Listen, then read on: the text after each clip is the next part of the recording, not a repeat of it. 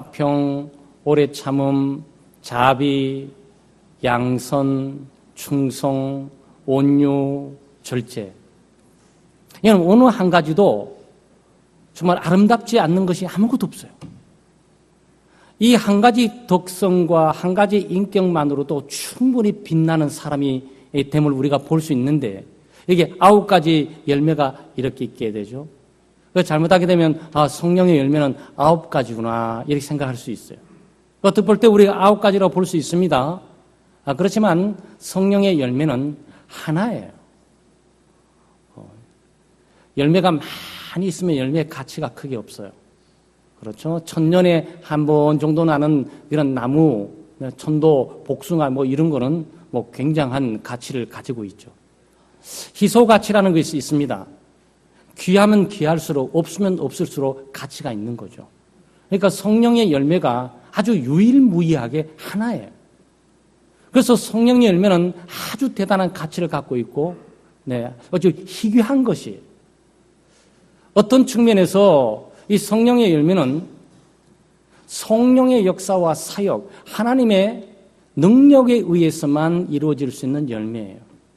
사람이 맺을 수 있는 것은 아니죠. 사람이 드러내거나 나타낼 수 있는 것이 아니고 성령의 역사와 능력으로만 나타낼 수 있는 거예요. 근데 왜 9가지가 나오느냐? 한 가지인데 9가지 빛깔로 보이는 거예요. 그래서 더 가치가 있어요. 이 사랑의 빛만 있는 것이 아니고 사랑의 빛으로 보였다가 이렇게 보면 이게 기쁨의 빛으로 딱 보여요. 기쁨의 빛으로 보이는데 이렇게 딱 보면 여기에 또 사랑, 오래 참음, 또 양선, 충성, 온유, 절제 빛으로 이 다하게 보여요. 그 다이아몬드로 생각하시면 되겠어요. 다이아몬드는 다양한 빛깔이잖아요. 각도가 다 달라요. 그 다른 각도를 이렇게 보면 볼수록 빛이 영롱하게 다른 빛깔로 이렇게 나게 있어요. 이걸 딱 흔들면은 굉장히 아주 빛들이 서로 교차되면서 아주 영롱한 빛이 나면서 우리 오늘 찬양대가 노래한 것처럼 신기하고 놀라운 일들이 거기에 일어나고 있는 거예요. 놀라운 세계가 다이아몬드 속에 들어있는 거죠. 빛깔의 영롱한 뿐만 아니고 그것이 다양성에 대한 빛들이 서로 교차되면서 신기한 빛들을 이렇게 드러내게 되니까 다이아몬드는 연구성에서도 가치가 있지만 그 빛깔의 고결함과 아름다움에도 가치가 있는 거예요. 이 성령의 열매와 그가 같은 거예요. 성령께서 역사하셔서 우리를 인도하게 될 때 한 가지 열매를 맺게 되는데 그 열매가 얼마나 아름답고 찬란하고 얼마나 신기한 것인지 이렇게 보면 사랑이고 이렇게 보면 충성이고 이렇게 보면 양성이고 이렇게 보면 절제가 되고 이렇게 보면 오래 참음이 되고 이렇게 보이는 거예요. 그러니까 성령의 열매를 맺으면서 이 사랑만 있는 건 이상한 열매예요. 오래 참는 것만 있으면 이상한 열매가 됩니다. 자비만 있으면 이상한 열매가 돼요. 나는 사랑이 없고 나는 사랑이 없어. 나는 오래 참지를 못해. 근데 나는 의지가 강해가지고 나는 충성스럽거든. 이렇게만 있으면 그건 뭔가 이상한 거예요. 병이 들었든지 아니면 짝퉁, 가짜든지 그런 거예요. 그러니까 성령의 열매는 반드시 9가지 빛깔이 영롱하게 나야 돼요.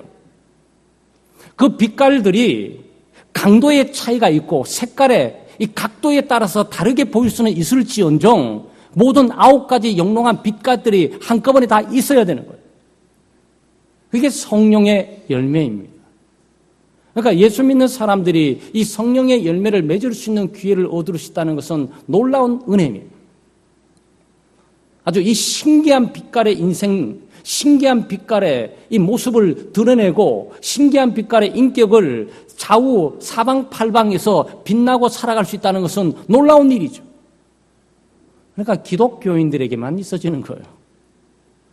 예수를 믿지 않는 사람들의 세계 가운데 이런 인품들이 좀 나타날 수 있습니다. 사랑해 보이는 듯해 보이고 또 기쁨으로 사는 것처럼 보이기도 하고 또 화목하게 사는 것 보이기도 하고 어떨 때는 굉장히 절제심이 강해서 특별히 의지와 신념이 강한 사람이 있잖아요. 예수를 믿어도 의지와 신념이 강하지 못한 사람이 있어요. 그런데 예수를 안 믿어도 타고난 기질이 잘 참고 견디는 그런 사람이 있어요. 그리고 예수를 믿어도 이 발대기를 잘한다 그럴까요? 양다리를 거친다 그럴까요? 여기 왔다 여기 왔다 이렇게 하고. 그런데 예수를 안 믿어도 일편단심, 정몽주처럼 말이죠. 네. 한 왕을 향해서 목숨 걸고 충성스럽게 가는 사람이 있을 수가 있어요. 그런데 그거를 성령의 열매라고 하냐? 그렇지는 않다는 거예요. 성령의 열매는 사람이 기질적으로 태어나면서 가질 수 있는 것이 아니에요. 훈련되어 가지고 빛내고 만들어낼 수 있는 것이 아니에요. 이 성령의 열매는 성령만이 만들어낼 수 있는 거예요. 성령만이 주실 수 있는 것이고 성령의 인도하심을 따라 살아가는, 육신을 따라 살지 않고 성령에 순종하고 굴복에 따라가는 사람들에게 성령께서 그의 인격 속에 맺게 하는 아름다운 그 열매가 성령의 열매인 것입니다. 그래서 성령의 열매는 하나예요. 그렇지만 이 열매의 하나됨이 아주 찬란한 9가지 색깔로 찬란하는 거죠. 그러니까 어차피 성령의 열매를 맺을 바에는 9가지 색깔이 다 찬란하게 빛나게 하는 게 좋잖아요. 어떤 사람은 사랑의 색깔만 나고, 어떤 사람은 기쁨의 색깔만 나고, 어떤 사람은 오래 참는 색깔만 나고, 어떤 사람은 화평의 색깔만 나고, 어떤 사람은 양선의 색깔만 나고, 한두 가지 색깔만 나는, 그리고 어떤 색깔은 진하고, 어떤 색깔은 약하고, 이렇게 할 필요가 뭐가 있겠어요? 그래서 성령의 열매인 9가지 빛깔들이 영롱하게 비칠 수 있는 삶을 살도록 우리가 그런 열매를 맺어야 되는 것이고, 그런 기도를 하고 살아야 됩니다. 성령의 열매를 구분해낼 수는 없지만 굳이 여긴 9가지 열매 가운데 5가지, 이 사랑, 희락, 화평, 오래 참음, 자비, 이거는 다른 사람들과 관계에서 맺는 거죠. 사랑하는 것도 그렇고, 또 기쁨을 주고받는 것도 그렇고, 또 화목해 하는 것도 그렇고, 주고받는 사이에 지탱해도 오래 참는 것도 그렇고, 긍휼과 자비를 베푸는 것도 어떤 상대성이 있어야 돼요. 대상이 있어야 되는 거죠. 이 열매의 빛깔들은 다른 사람과 관계에 대해서 광채가 빛난다고 보면 되는 거죠. 그러니까 성령께서 인도하셔서 하나님과 관계뿐만 아니고 다른 사람과 관계의 열매를 맺게 하게 될 때 바로 이 사랑, 희락, 화평, 오래 참음, 이 자비의 이 빛깔들이 사람과의 관계에서 충만하게 드러나기를 바라는 거죠. 이 열매가 보여지기를 원하시는 거예요. 양선, 충성, 온유, 절제는 다른 사람과의 관계라기보다도 자기 홀로 자기와의 관계에서 맺는 거죠. 이 성령 열매의 일반적인 특징임을 우리가 볼 수가 있습니다. 그래서 오늘은 그리스도인이 맺어 살아가는 열매 가운데 드러낸 빛깔 가운데 사랑에 좀 초점을 좀 맞추려고 그래요. 사랑이 제일 먼저 나오잖아요. 성령의 열매는 사랑의 빛깔. 사랑의 빛깔이 제일 먼저 다이아몬드를 보면서 탁 부딪히는 사랑의 빛깔 탁 보게 된다 그 얘기죠. 사실은 기독교를 굳이 종교라고 규정하지는 않지만 일반적인 사회 사람들이 불교, 유교, 모하메교, 그 다음에 기독교, 그러면 기독교를 이렇게 분석을 하고 분리를 해요. 종교적으로. 그런데 우리 자체는 기독교를 종교라고 보지 않습니다. 기독교는 철학이나 이념, 시스템이 아니고 살아계신 하나님이 우리 가운데 역사하사 생명을 주는 것이기 때문에 이것은 종교라고 말할 수 있는 요지가 아니죠. 많은 종교 가운데 굳이 일반적으로 기독교의 특징이 뭘까? 한마디로 기독교는 뭐냐라고 딱 하게 될 때 그 빛깔은 뭐냐? 사랑이에요. 기독교가 이 세상 앞에 드러내서는 가장 빛나는 그 첫 번째 빛은 사랑의 빛이에요. 그래서 열매 가운데 사랑이 나오는 거죠. 우리가 지식이 좀 부족하고 또 얼굴이 좀 못생기고 그리고 몸매가 좀 나쁘기도 하고 그리고 경제가 좀 부족하고 사회 신분과 지위가 부족할지라도 우리가 사랑이 있으면 기독교의 빛깔들을 찬란하게 드러내는 거예요. 그리고 우리가 맺어야 될 열매 가운데 가장 중요한 빛깔의 열매를 주목하기를 이 사랑에 둬야 됩니다. 왜냐하면 하나님은 사랑이시라 그랬잖아요. 예수 그리스도께서도 너희가 서로 사랑하면 내 제자가 되리라 그랬지 않습니까? 설교하기 때문에 그리스도의 제자라고 보증할 수 있나요? 찬양하기 때문에 그리스도의 제자라고 보증할 수 있습니까? 예배를 드리기 때문에 그리스도의 제자라고 부정할 수 있습니까? 성경을 많이 알고 성경을 많이 전달하고 성경을 많이 배우기 때문에 그리스도의 제자라고 우리가 말할 수 있습니까? 아니죠. 너희가 서로 사랑하면 너희가 너 제자인 줄 사람들이 알게 되리라고 그러거든. 사랑이에요. 기독교인들이 가장 드러나는 빛깔은 이 사랑의 빛깔입니다. 하나님은 사랑이시라 그랬잖아요. 그러니까 여기 성령의 열매에서 말하는 사랑은 하나님의 사랑을 말하는 거예요. 이 세상에 사랑이란 단어의 종류들이 많이 있습니다. 특별히 성경 속에는.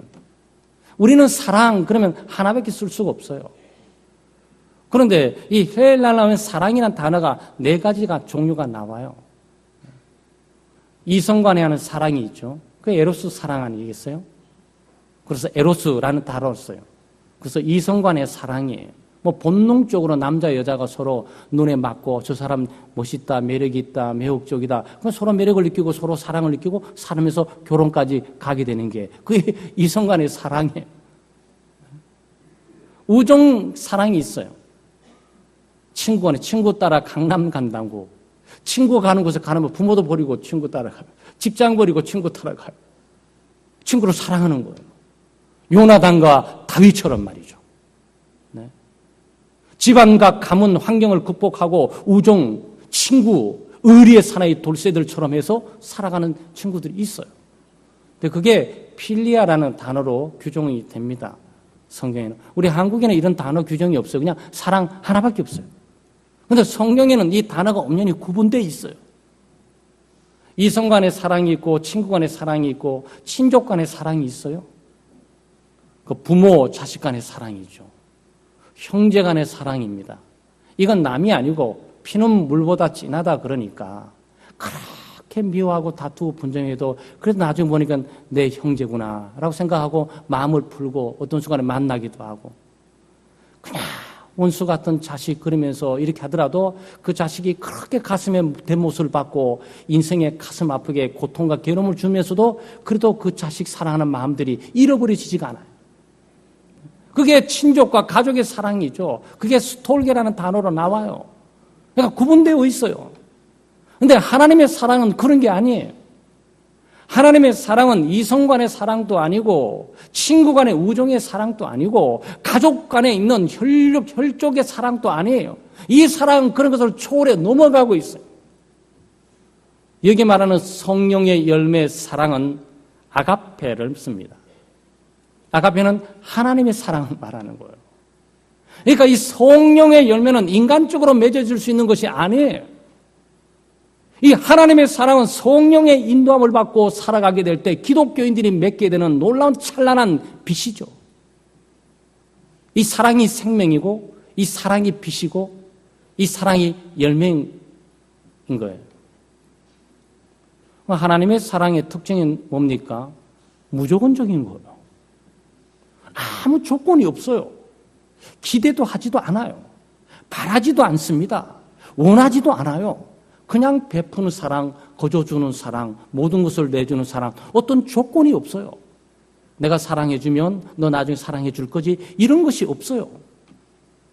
그냥 무조건적으로 베푸는 거예요. 자기 희생적인 사랑이에요. 그 세상의 사랑은 자기 이기적일 수가 있고, 개인적일 수가 있고, 자기 기대가 부응되는 것들이 함께 함축될 수도 있고 거기에 이해관계가 다 있어요. 우정의 사랑도 그렇고 이 가족의 사랑도 그렇고 에로스적 사랑도 그렇고 다 서로 이해관계가 얽매이면서 내가 주는 만큼 너도 줘야 되고 내가 이만큼 하면 너도 이만큼 해야 되고 이런 조건에 의해서 움직여져요. 그런데 이게 성령의 열매 이 사랑은 무조건적인 것이고 자기 희생적인 거예요. 여러분 이런 사랑을 해보셨어요? 이게 도전이에요. 성령의 열매는 이 사랑을 향해 가고 있다는 거예요. 세상이 어둡고 세상이 차갑고 냉정하면서 물질 문화에서 자꾸 짓는 인생이 파괴되는 것이 바로 이 사랑이 없어서 그래요. 하나님의 사랑이 보이지 않는 거예요. 여러분은 우정적인 사랑을 하고 살 수 있습니다. 친족적인 가족적인 사랑을 누구보다 끈끈하게 하며 살아갈 수 있어요. 그리고 에로스 이성 간의 사랑을 하면서 가족을 만들고 가족을 영위하고 살아갈 수 있어요. 근데 그것이 안전지대에 있느냐? 그것이 기독교적인 삶의 모든 것이냐? 나는 아무 문제 없습니다, 목사님. 우리 가정 문제 없어 사랑하고 살고 있어요. 저 옆에 있는 친족하고 다 아무 문제 없어 살고 있어요. 저 우리 가정 부부간에 문제 없이 잘 살고 있어요. 제가 뭐가 문제입니까? 에로스적 사랑이 문제가 되는 거죠. 과연 부부간에 어떤 이해타산이나 어떤 조건이 없이 그리고 자기희생적으로 사랑하고 있냐라는 질문을 하셔야 돼요. 그 사랑의 열매가 우리의 삶 속에 가정 가운데, 교회 가운데, 사회 가운데 있느냐라고 질문을 해야 돼요. 왜냐하면 그게 성령의 열매이니까. 하나님이 우리들에게 원하는 것은 바로 이 성령의 열매를 맺고 살기를 원하는 거죠.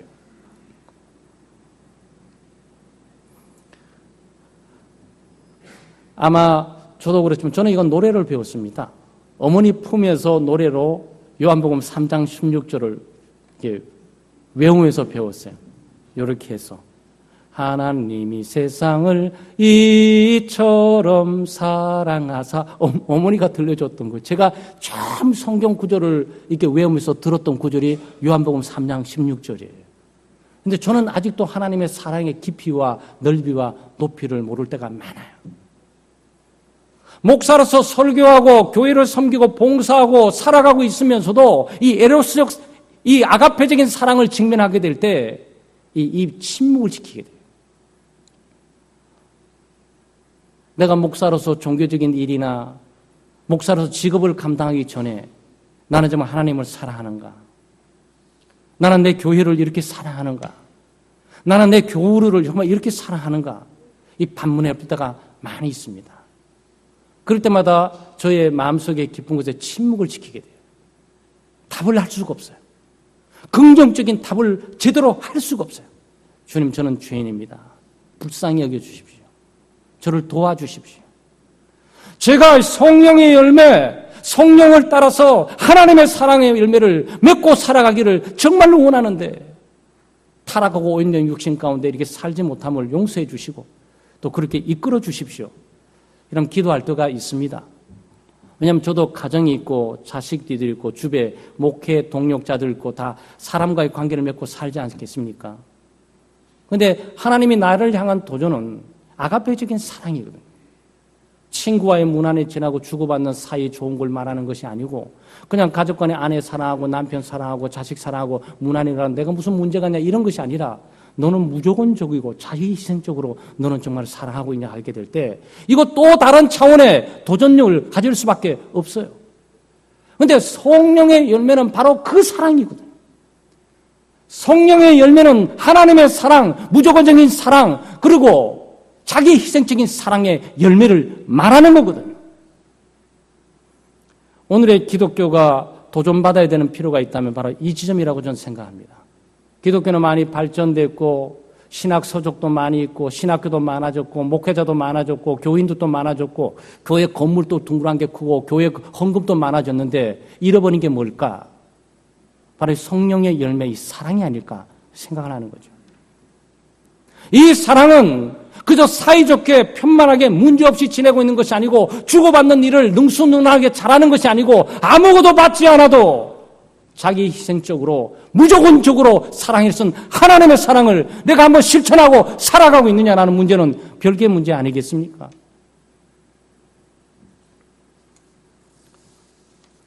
하나님이 세상을 이처럼 사랑하사 독생자를 주셨으니 이는 저를 믿는 자마다 멸망치 않고 영생을 얻게 하라는 하나님이 세상을 이처럼 사랑했다. 이것을 로마서 5장 8절에는 우리 제자훈련 하셨던 분들이 다 외웠던 구절이죠. 우리가 아직 죄인 되었을 때, 의로울 때가 아니고, 선한 일을 할 때가 아니고, 선한 사람이 아니고, 기독교인이 되었을 때가 아니고, 기독교인으로 하나님의 뜻대로 살 때가 아니고, 아직 죄인 되었을 때, 그리스도께서 우리를 위하여 죽으심으로 하나님께서 우리에게 대한 자기의 사랑을 확증해 보여주셨느냐 그랬어요. 네. 언제 하나님이 우리를 사랑하신 거죠? 우리가 제대로 예수 믿었을 때? 아니요. 우리가 선한 일을 행했을 때? 아니요. 우리가 의로웠을 때? 아니요. 우리가 열매를 맺을 때? 아니요. 하나님의 뜻대로 살 때? 아니요. 죄인 되었을 때. 이 지점이 때가 중요한 거죠. 하나님이 나를 사랑할 때는 내가 가망이 없을 때예요. 타락하고 오염되어서 저주와 형벌과 심판을 받을 수밖에 없는 그때, 완전히 버려져 있고 완전히 소외되어 있고 완전히 죽음 가운데 있을 수밖에 없는 바로 그때, 아무 쓸모도 없고 가망도 없고 희망도 없는 바로 그때 나를 위해서 죽으셨다고. 이게 무조건적인 하나님의 사랑이에요. 이게 사랑의 열매라고요. 지금 갈라디아서 5장 22절 23절에 나온 이 사랑의 열매가 바로 그 사랑을 말하는 거예요. 좀 가망이 있어서 사랑해 주는 것이 아니고, 가망이 있어서 도와주는 것이 아니고, 내게 무슨 돌아올 어떤 일말에 1%의 뭔가 있어서 해주는 것이 아니고, 아무 가치 없을 때 그때 가서 죽어줬다는 거죠. 이게 하나님의 사랑이에요. 하나님이 그래서 우리에게 그 사랑을 확증해 보여주었다는 거죠. 사랑 여러분, 하나님의 사랑의 열매 기억하십시오. 그리고 우리가 생각하는 사랑의 열매는 세상이 말하는 에로스적 사랑도 아니고, 이성 간의 사랑도 아니고, 친구 간의 사랑도 아니고, 친족 간의 사랑도 아니고, 하나님의 사랑, 무조건적인 사랑, 남편의 모든 행동에 관계없이 무조건적인 사랑하는 것, 아내의 어떤 잘못과 문제에 전혀 관계없이 무조건적인 사랑하는 것. 여러분, 이 세상의 문제가 이 사랑이 없어서 문제인 거예요.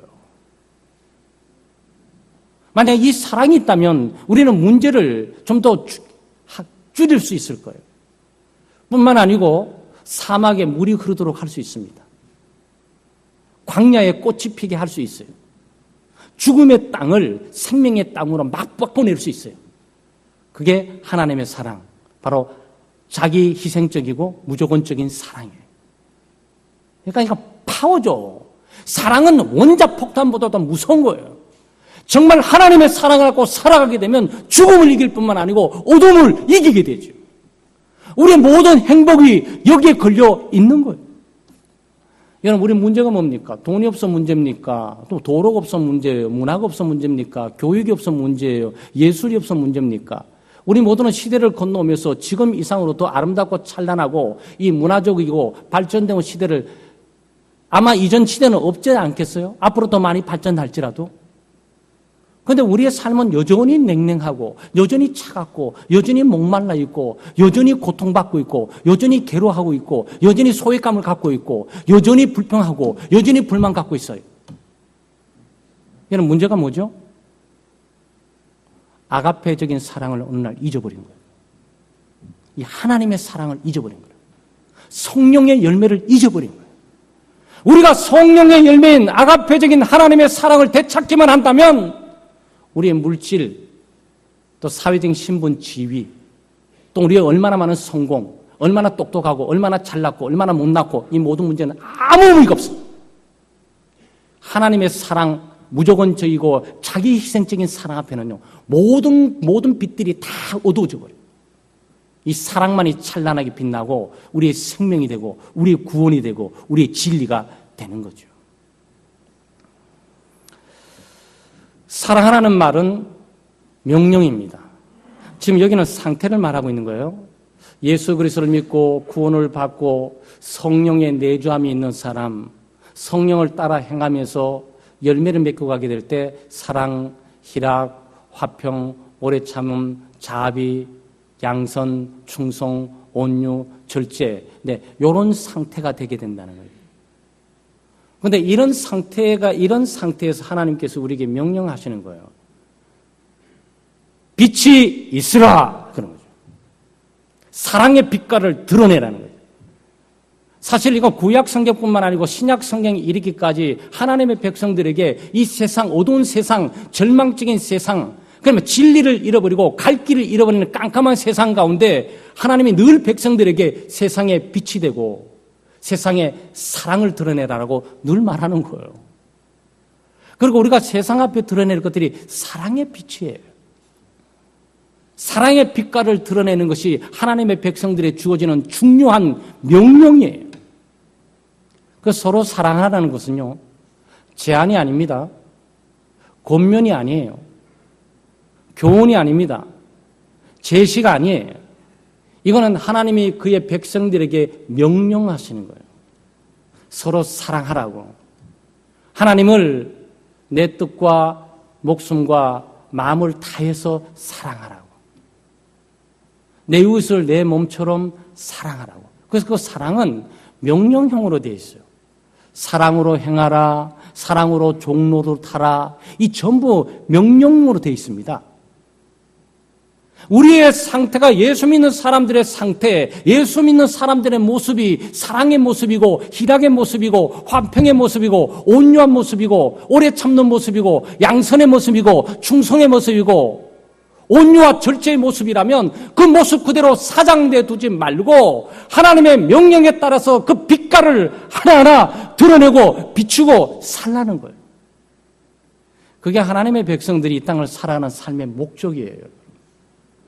우리가 이걸 잃어버리고요, 물질, 세상이 살아가는 삶의 방식, 수레바퀴처럼 돈 많이 벌고, 출세하고, 성공하고, 그다음 집 사고, 이런 것만 여러분 추구해 나가게 될 때 굉장히 초라한 기독교인이 됩니다.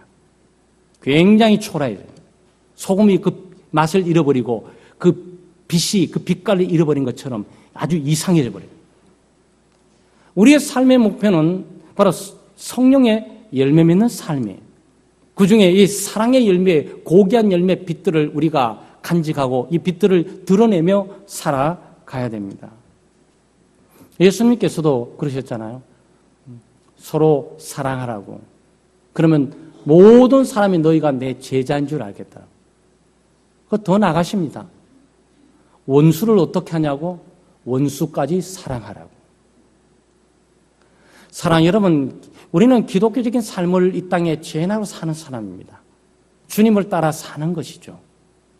그러니까 우리의 도전은 뭡니까? 원수까지 사랑하는 거예요. 하나님이 원수된 우리를 사랑하셨거든요. 우리가 아직 죄인됐을 때, 우리가 불경건했을 때 하나님을 대적하고 하나님을 원수처럼 여기고 하늘을 향해 원망하고 하나님을 불평하고 하나님이 주신 모든 감사의 조건들을 다 사장해 다 없애버리고 그저 하나님을 대적하면서 하나님의 뜻을 위반하고 하나님의 뜻을 거스리고 하나님의 뜻대로 사는 사람들을 비난하고 공격하고 비웃고 조롱하고 이렇게 살아왔어요. 그런데도 하나님께서 십자가 예수 그리스도를 주면서까지 나를 사랑하셨다는 거죠. 그러니까 하나님이 우리를 사랑하셔서 예수 그리스도를 주신 거는 하나님이 원수를 사랑하신 거예요. 참 이게 비극이에요. 우리를 만드신 하나님을 사랑하고 살면 얼마나 좋겠어요. 우리를 만드신 창조주 하나님을 우리의 주인으로 모시고 그분을 섬기고 그분을 따라 살면 얼마나 좋겠어요. 그런데 인간이 얼마나 배은망덕한 줄 아세요? 자기가 만들고 모든 자연 환경 또 모든 이 세계를 다 줬음에도 불구하고 하나님의 뜻대로 살지 않고 하나님의 뜻대로 사는 사람들을 비웃고 조롱하고 업신여기고 하나님의 말씀들을 업신여기고 조롱하면서 자기 뜻대로 자기 고집대로 살다가 그래도 자기 뜻대로 안 되게 되면 또 하나님을 원망해 당신이 세상을 이따위로 만들었느니 당신이 내 인생의 거침이 됐는데 왜 이런 식으로 만들었느니 나를 왜 이 나라 태어나게 했느니 나를 왜 이 가정에 태어났느니 늘 하나님을 향해서 공격하고 하나님을 도전했던 원수 같은 존재가 바로 우리. 그런데 하나님께서 우리를 심판하고 정죄하지 않고 우리를 그 죄악 가운데 구원하기 위해서 심판과 저주와 형벌을 받지 않게 하기 위해서 독생자 예수 그리스도를 대신 보내서 갚게 하신 거죠. 하나님의 사랑입니다. 하나님 원수를 사랑한 거예요. 여러분 우리가 이 지점에서 뭘 할 말이 있겠습니까? 여러분 원수를 사랑하고 계십니까? 저는 제 자신뿐만 아니고 오늘 살아가는 기독교인들이 정말 하나님의 백성답게 살 수 있는 도전이 여기 있다고 생각합니다. 이거는 우리 힘과 능력으로 극복하지 못하는 선이 이거는 하나님의 힘과 능력으로 하게 되는 거죠. 그래서 성령이 주시는 성령에 의한 성령의 역사로 만들어지는 바로 이 아가페적인 사랑인 거예요. 우리 힘으로 할 수 있는 것은 아니에요. 그러나 이것만이 생명이고 이것만이 우리의 행복이고 이것만이 인류를 비추는 빛인 거예요. 그러니까 예수 믿는 우리도 예수 믿지 않은 사람 똑같이 보복하고 증오하고 뒤에서 비판하고 공격하고 막 꽁하고 살고 정말 슬퍼요. 이제는 멈춰야 돼요. 이 뭔가 우리가 잘못되어 있어요. 우리가 잘못 살고 있는 거예요. 길을 잘못 가고 있는 거예요. 기독교인도 기독교인이 아닌 길을 가면서 우리가 기독교는 하늘나라에 도착할 것처럼 우리가 생각하고 살아가는 거죠. 바울 사도가 성령 열매에 대해 얘기하기 때문에 그 길이 아니다. 그 사랑이 아니야. 그 이성적인 사랑과 친족적인 사랑과 우정의 사랑이 아니야. 여기 무조건적이고 자기희생적인 하나님의 사랑의 길로 와야 되는 거야. 이걸 말하는 거죠. 여러분, 우리는 다 부족합니다. 그렇지만 우리는 굉장히 도전을 받아야 된다고 생각해요. 내 생각을 갖고 있는 열매가 아니고 오늘 성경이 말하고 있는 그 의미의 열매를 우리는 맺고 살아야 돼요. 그건 아가페적인 사람, 자기희생적이고 무조건적인 사랑이에요. 이 모두가 동경하고 사모하고 그리워할 뿐만 아니고 이 사랑 때문에 구원받은 거죠. 우리가 이 하나님의 사랑 때문에 하나님께서 우리를 받아주신 거고, 이 사랑 때문에 우리가 죄의 용서를 받은 거고, 이 사랑 때문에 하나님의 보호와 인도함을 지금까지 받고 살아가는 것 아니겠냐 말이죠. 하나님이 이 사랑을 거둬버리면 조건대로 행실대로 한다면 누가 과연 여기에 앉아있을 수가 있겠냔 말이에요. 다 죽었지요. 근데 하나님의 사랑이 덮고 있는 거예요. 하나님의 사랑이 우리를 살리고 생명인 거예요.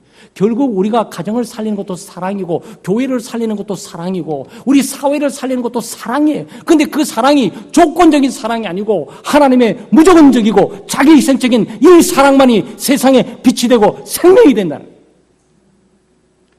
교회 교우들이 이걸 잊어버리게 되면요, 이 세상은 길이 없어요. 어떤 길도 찾을 수 없습니다.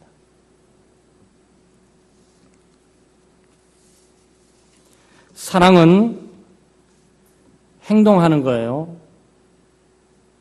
사랑은 느낌이 아닙니다. 여기는 아가페적인 자기희생적이고 무조건적인 사랑은 느낌이나 감정, 자기 연민으로 생각하시면 안 돼요. 그래서 이 사랑을 하려면 감정을 잘 조절하셔야 돼요. 에로스적 사랑은 감정만, 느낌만으로도 가능해요. 그건 동물의 세계도 발견할 수 있어요.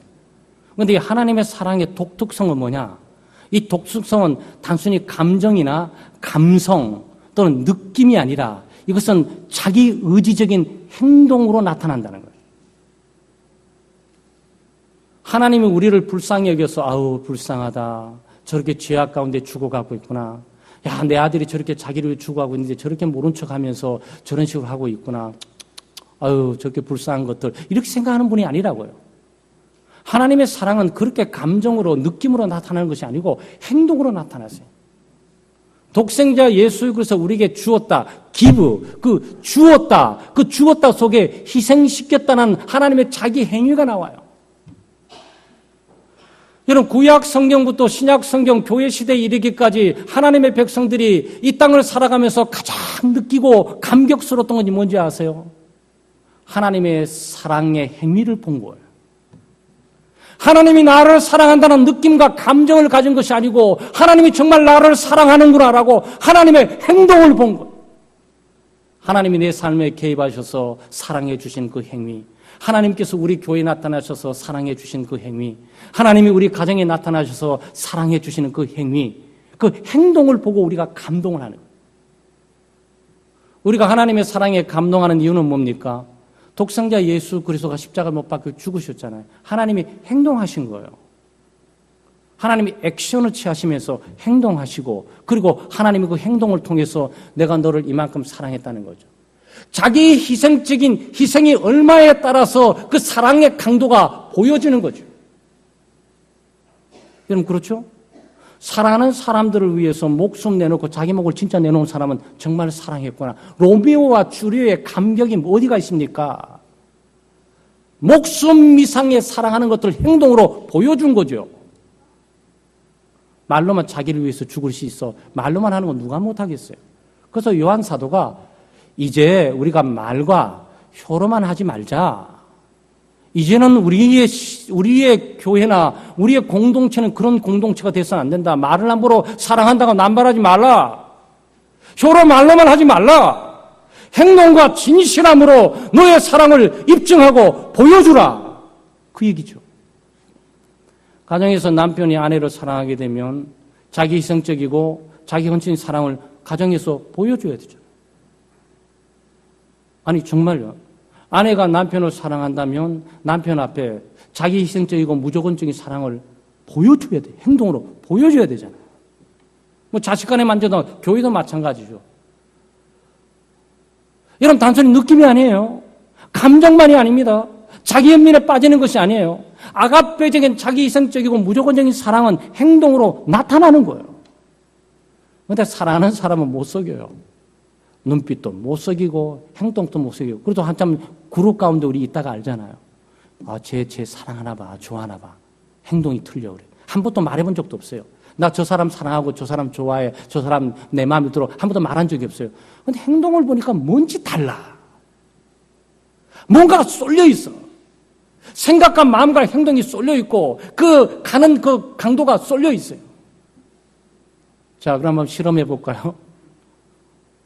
여러분 가정에 남편과 아내 사랑하는 게 행동이 쏠리고 있습니까? 아이, 사랑하고 있어. 이 말만 갖고 하면 될까요? 아니죠. 그게 어쩌면 사탕 발림일 수도 있고 어쩌면 가식적으로 임기응명처럼 모면에 넘어가기 위해서 쓰는 처세술일 수 있어요. 잘 생각하셔야 됩니다. 근데 우리의 사랑은 그런 것이 아니죠. 행동으로 자기 희생적인 것들을 감수하면서 나타나야 되죠. 여러분 교회 사랑하십니까? 아마 여러분 가운데 전 교회 사랑하고 제가 없으면 우리 교회 어떻게 들어갈지는 몰라요. 그런데 교회를 위해서 여러분이 희생의 열매를 한번 제가 딱 요구하기 시작할 때 과연 내놓을 수 있습니까? 이거예요. 누구도 속일 수 없어요. 이거는 말과 혀로가 할 수 있는 것이 아니에요. 이 참된 사랑은 의지적인 결과로 행동으로 나타나는 사랑인 것이지 이것들은 느낌과 감정만 갖고 유지해 가는 것이 아닌 거예요. 하나님 사랑하시잖아요. 내 마음과 목숨과 뜻을 다해서 하나님을 사랑하라 그러잖아요. 근데 아마 여러분 하나님 사랑하실 거예요? 하나님 사랑하는데 목숨 다하고 있습니까? 그럼 여러분 주춤하셔야 돼요. 그게 정상이에요. 그래서 기독교인들은 예수 믿지 않는 사람하고 비교해 봐서 뭐 큰 죄질 일이 있습니까? 술도 안 먹지, 담배도 안 피우지, 뭐 이상한 데 가지도 않지, 늘 교회 자기 님은 왔다 갔다 하고서 하는 사람이 마음속에 혹시나 하나님의 뜻대로 살지 못했던 것들, 또 똑같은 행동을 했지만 동기가 선하지 못했던 것들, 뭐 가식적이고 위선적인 것, 이 정도 회개하고 잡아갈 것이지 특별히 죄된 행동, 뭐 남을 때리고 오신 분 계십니까? 이거 뭐 사기치고 오신 분 계세요? 뭐 폭력을 행사하고 오신 분 계십니까? 그런 분이 있다면 진짜 회개 열심히 하셔야 돼요. 진짜 회개 열심히 하셔야 돼요. 가정의 폭력과 아내를 폭력한다 이런 분들은 기독교인으로서 정말 회개 중에 회개를 해야 돼요. 근데 우리는 그 정도 수준도 아니잖아요. 더 능가하고 있잖아요. 하나님을 사랑하고 있나? 보이지 않는 하나님을 어떻게 사랑하지? 근데 성령께서 오시는 그 사랑은 하나님을 사랑하게 하세요. 근데 얼마나 사랑해야 되지? 내 뜻을 다해서, 목숨을 다해서, 그리고 마음을 다해서 그렇게 사랑했어요? 아니 그런 적 없는데요. 하나님 죄송합니다. 이렇게 되는 거죠. 이런 위대한 하나님의 기준과 수준에 비교해 볼 때 우리가 얼마나 초라한 삶을 살고 있는지를 보게 되니까 늘 기독교는 죄송스러울 뿐만 아니고 그렇다고 사기 죽고 사는 것이 아니라 늘 자신의 본연이 얼마나 타락하고 오염되어 있는 존재이고 하나님의 뜻대로 살지 못하고 있는 존재임을 깨닫고 하나님 앞에 자백하고 고백하고 살게 되고 그때 하나님이 나에게 감동과 감화를 줘서 능력을 주어 이끌어 가신 힘에 의해서 우리가 살아가고 있는 것뿐이에요. 사랑 여러분, 성령 열매 가운데 그냥 좌시하고 단 하나 넘어갈 수 있는 문제가 아닙니다. 이 사랑의 열매는 하나님이 우리에게 요구하는 거예요. 하나님이 우리에게 명령하시는 겁니다. 이 사랑은 단순히 남녀 이성 간의 사랑이 아니고 우정에는 친구, 마음에 맞는 친구에 주고받는 그 사랑이 아니고 또 가족께 끈끈이 엮어져 있는 물보다 진한 이 피로 혈맹을 맺어 있는 그 가족 간에 주고 있는 사랑 정도도 아니라 무조건적인 거, 자기 희생적인 거. 이 가족도 마찬가지 아니겠어요? 남편, 아내, 부족과 결점이 있으면 자기 희생적인 하나님의 사랑을 갖고 대한다면 그 뭐가 문제가 되겠어요? 그렇지 않겠습니까? 자기 요구되고 기대되고 바라는 것들이 되지 않아 화가 나고 짜증나니까 상대 사랑의 대상에 대해서 퍼붓게 되는 것이고 해를 가하게 되는 것이지, 자기를 다 내어놓은 사람에게 무슨 그것이 큰 해가 되고 보복감과 중옥감이 일어나겠습니까? 여러분, 하나님의 사랑을 기억하세요. 하나님의 사랑은 자기 희생적인 사랑이에요. 무조건적입니다. 어떤 조건을 걸지 않아요. 여보, 내가 사랑해줄게. 대신에 밥 많이 챙겨줘. 이거 아니에요. 밥 안 챙겨줘도 나는 사랑할 거야. 아무 관계없어. 당신이 내게 해주는 것과 나는 아무 관계없어. 하나님이 내게 베푼 것들을 무조건적으로 나는 당신에게 베풀며 살 거야. 교회도 마찬가지죠. 교회를 섬기고 봉사하면서 우리가 왜 시험에 드는 겁니까? 교회가 내 뜻대로 내 마음대로 내 생각대로 돌아가지 않고 있다고 생각을 하니까 시험에 드는 거지요. 그게 뭐죠? 사랑이 없어서 그런 거예요. 교회를 향한 사랑으로 내가 조도조도 부족한 것들을 깨닫게 되게 될 때 여기는 시험의 장소가 아니고 여기는 내 사랑을 표현하고 드러내는 장소로 바꿔지게 되는 거예요. 여러분, 신앙생활을 그렇게 하셔야 돼요. 안 그러면 이 사랑이 없으면 모든 것들은 아무것도 아니에요. 그래서 바울 사도가 고린도전서 13장에 그 말을 하지 않았습니까? 내가 천사의 방언을 하고 천사의 말을 하고 수만 마디의 방언할지라도 사랑이 없으면 아무것도 아니라고.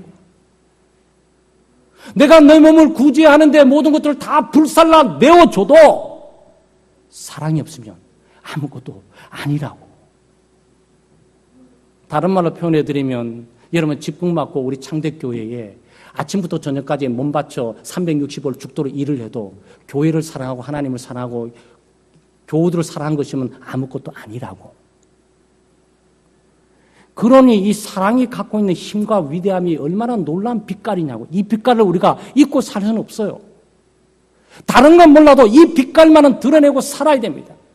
이 빛깔을 하나님부터 받을 뿐만 아니고 이 사랑의 빛을 우리가 방출해 보여주는 통로가 되고 살아야죠. 그러기 위해서 우리는 성령의 인도함을 받고 살아야 돼요. 아마 여러분과 제가 나누고 있는 이 개념들이 이 세상에는 없는 개념들이에요. 이 세상에는 삶을 그런 방식으로 살지 않습니다. 무조건적인 단어 있을 수 없어요. 이해관계로 다 엮어져 있는 거죠. 교회가 문제가 생기고 교회가 시험에 드는 것은 이해관계가 충돌하기 때문이지, 아가페적인 사랑이 빛깔이 드러내기 순간 그 모든 초라한 것들은 다 순식간에 어둠으로 다 사라지고 마는 거죠. 그런데 우리가 이 생명과 구원의 빛인 이 사랑의 아가페적인 하나님의 사랑을 다 감춰버리고 그것들을 다 차단시켜버리고 우리가 시작하게 될 때 이 교회도 시험의 도가니 그렇게 되는 거죠. 그래서 바울 사도가 믿음, 소망, 사랑, 그 중에 제일은 뭐라고요? 사랑이라 그랬던 거예요. 갈라디아 지금 5장 22절에 성령 열매 그 중에 찬란하게 최고 빛깔로 드러나고 있는 것은 사랑의 빛이라 말하는 거죠. 사랑하는 우리 창대교회 여러분, 네, 우리는 사랑의 소중, 사랑의 가치를 알아야 되겠어요. 돈보다 소중한 게 사랑입니다. 이 세상을 살아가면서 네, 보이는 자산이 있고 보이지 않는 자산이 있어요. 그래서 무용자산이라고 합니다. 그래서 우리가 이걸 사람에게도 붙여요. 무용문화재라고. 형체가 없는 문화재라고.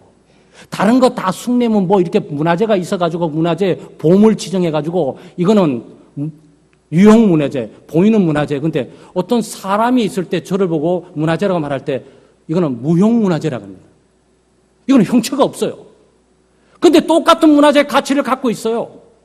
세상에 보이는 것만 가치 있는 줄 아세요? 아니에요. 보이지 않는 게 더 가치가 있어요. 아마 그 중에 하나를 딱 지적하라 그러면 아마 산소만으로 가능할 거예요. 여기 지금 산소 떠오르고 있는 산소 보시는 분 계십니까? 그래서 산소 2분만 끊으면 여기 다 죽습니다. 근데 이 가치를 무시하고 살 수 있냐고요? 그럴 수는 없다는 거예요. 이 사랑도 마찬가지예요. 돈처럼 앞에 다가와 있는 것처럼 보이지 않고 사회적인 신분과 지위처럼 내게 다가와 있는 것처럼 보이지 않지만 이 사랑의 무형문화체처럼 가치는 그것들을 능가하고 있다는 거예요. 그래서 기독교인들의 믿음으로 살 때 보이는 것보다도 보이지 않는 것들을 추구해야 돼요. 여러분, 이 사랑의 가치를 잊지 마시고, 또 우리가 일반적인 사랑도 하고 살지만 일반적인 사랑의 배후에 기독교인으로서 자기 희생적이고 그리고 무조건적인 하나님의 사랑을 꼭 밑바탕에 두세요. 하나님의 무조건적이고 자기 희생적인 사랑을 밑바탕에 두지 않는 이성 간의 사랑요, 그거 금방 깨어집니다. 금방 무너져 버려요, 그거. 그리고 친족 간의 사랑, 우정요, 그거 이해관계 금전 몇 가지 왔다 갔다 하면 다 물어 깨져 버려요. 왜? 조건이 안 맞았던 거예요, 전부. 근데 하나님의 사랑은 그 모든 것들을 다 거머쥐면서 전혀 진동이 없이 그들을 영원토록 끌어갈 수 있어요. 이거는 무조건적인 사랑, 자기희생적인 사랑이에요. 사랑 여러분, 이 도전은 기독교인으로서 이 세대를 살아가면서 우리의 시험대라고 저는 생각합니다. 우리가 구현하고 우리가 추구하고 우리가 사랑하는 믿음의 삶은 바로 이 방식과 이 길이에요. 무조건적이고 자기희생적인 하나님의 사랑의 길을 우리는 택했고 그 길을 가도록 우리는 세워졌고 그 길을 가야만 돼요. 다른 길을 보지 마세요. 다른 길을 보는 순간 우리는 굉장히 혼란스러운 것에 우리는 빠지게 될 거예요. 사랑님, 성령의 열매 가운데 이 사랑의 열매를 꼭 기억하시고 이 결실의 계절 가을에 나는 이런 사랑을 어떻게 저 목사님 설교를 들어보니까 청소년 때, 청년 때 그때 바라다 그런 순수한 사랑인 것처럼 보이는데 왜 지금 다 잊어버렸지? 네, 우리가 다 물질 세계 살아오면서 진짜 가치 있는 것들을 사장시키고 잊어버리거나 또 잊어버리고 살아온 거예요. 우리는 이 시대권에서 이 가치를 향해 꾸준히 추구해. 하나님의 아가페적인 사랑이 우리를 통해서 충만하게 드러나 우리 가정뿐만 아니라 교회, 우리가 살고 있는 세상에 생명의 빛, 구원의 빛, 진리의 빛을 던지는 하나님의 백성 되시기를 주의 이름으로 축원합니다. 기도하겠습니다. 하나님 아버지 참 감사합니다. 하나님의 크신 사랑과 은혜로 저희들은 예수 믿고 구원을 받게 됐습니다. 그리고 이제 성령의 인도하심을 따라 저희들이 정말 성령의 열매를 맺고 살아가게 됐는데 오늘 사랑의 열매에 대해서 묵상을 했습니다. 하나님은 사랑이시고 또 하나님의 백성들은 사랑의 공동체이고 하나님은 그 백성들에게 사랑의 빛을 주시고 그 빛을 드러내시기를 원하심을 우리는 알고 믿습니다. 이 험악한 세상, 왜곡되고 또 하나님의 사랑이 없어져가는 이 세상 가운데 성경에 말하는 하나님의 무조건적이고 자기 희생적인 이 놀라운 사랑을 우리가 예수 그리스도를 통해서 받았은즉 우리가 이 사랑을 그저 느끼고 깨닫고 또 살아가는 것만이 아니라 이것들을 의지적으로 행하고 우리 가정 가운데, 직장 가운데 또 교회 가운데 드러내며 살아갈 수 있도록 도와주시옵소서. 우리가 하나님의 무조건적이고 자기 희생적인 사랑이 드러나는 곳에 하나님의 생명이 있고 구원에 있는 것임을 믿습니다. 이 미움과 다툼과 분쟁의 어둠의 세상에 바로 이런 하나님의 아가페적인 놀라운 사랑이 충만하게 임할 수 있도록 주의 역사하시고 저희들을 사용해 주시옵소서.